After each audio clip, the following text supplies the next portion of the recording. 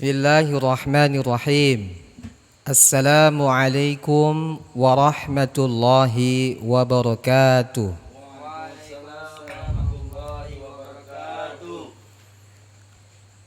Alhamdulillahi rabbil alamin. Wassalatu wassalam ala asyrafil anbiya wal mursalin wa ala alihi wa sahbihi ajma'in. Rabbi syrah li sadri wa yassir li amri wahlul uqdatan min lisani yafqahu qawli.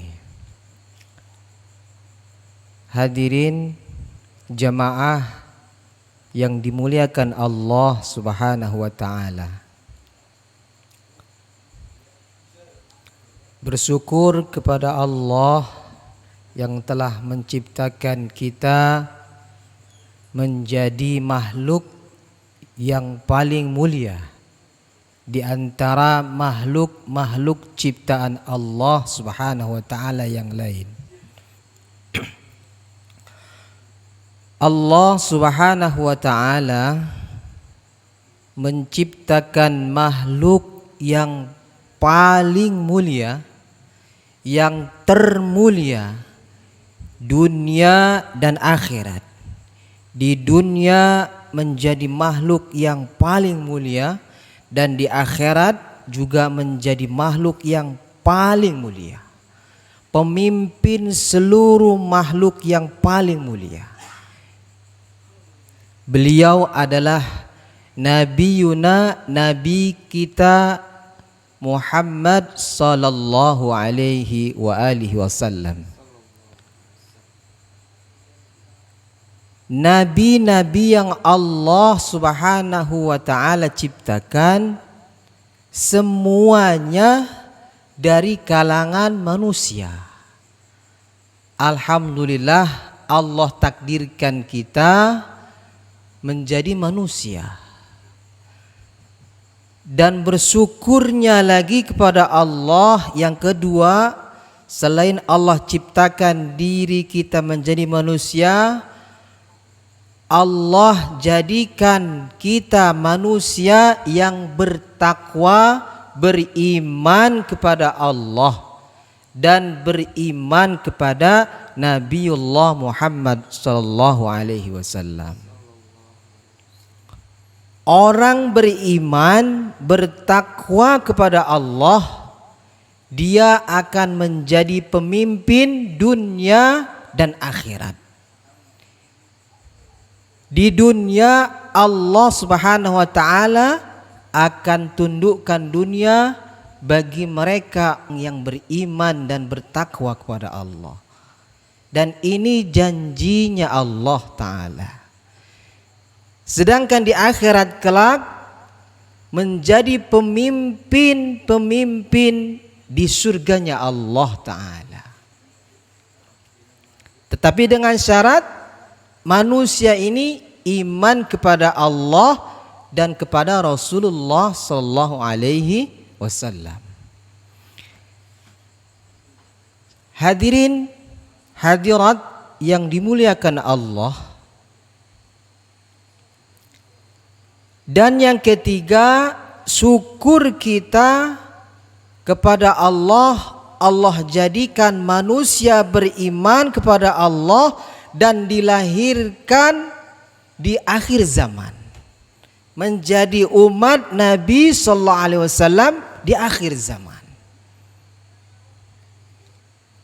Manusia yang Allah lahirkan di akhir zaman menjadi umat Rasulullah ini dicemburui oleh nabi-nabi. Sehingga hadirin yang mulia, ulama mengatakan Nabi Ibrahim alaihissalam berdoa kepada Allah, meminta kepada Allah ingin dijadikan umat Rasulullah sallallahu alaihi wasallam di akhir zaman. Saking mulianya umat Rasulullah di akhir zaman. Tetapi permintaan Nabiullah Ibrahim tidak Allah kabulkan menjadi umat akhir zaman. Dan minta kepada Allah, ingin Allah jadikan nabi akhir zaman. Juga tidak dikabulkan permohonan Nabi Ibrahim.